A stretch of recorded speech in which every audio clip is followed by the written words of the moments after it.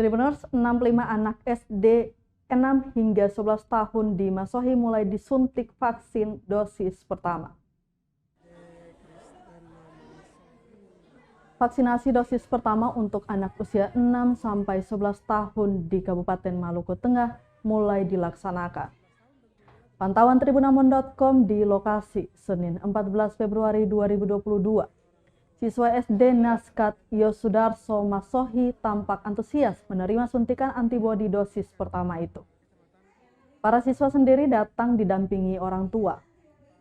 Kepala Sekolah SD Naskat Yosudarso Masohi, Sylvester Halituan mengatakan, dari 130 orang siswa baru sebanyak 65 orang yang telah mendapatkan persetujuan dan pendampingan orang tua untuk divaksin.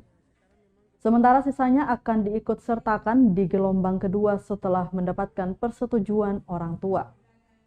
Sementara itu, Kepala Dinas Kesehatan Maluku Tengah Zahlul Iksan yang dikonfirmasi mengakui vaksinasi untuk anak usia sekolah dasar itu baru dimulai perdana di SD Naskat Yosudarso.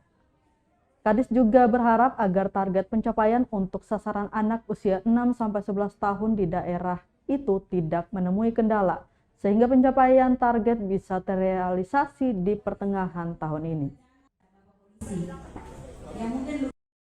Dengan ikhlas mereka sepakat untuk mau vaksinasi anak untuk menambah imun atau kekebalan tubuh. Oke. Berapa banyak siswa di sini, Pak? Jumlah seluruh 130-an yang sekarang untuk vaksin itu tahap pertama 60-an. 60 orang ya? 60 sekian, 65 sekian. 65 orang begitu. Untuk tahap pertama. Nah, berarti yang tahap keduanya belum dapat persetujuan orang tua begitu?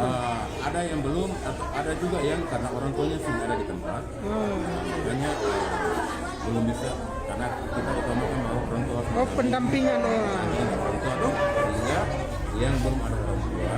Kalau izin untuk guru yang mau mendampingi boleh, tapi yang tidak izin berarti nanti dipending dulu untuk.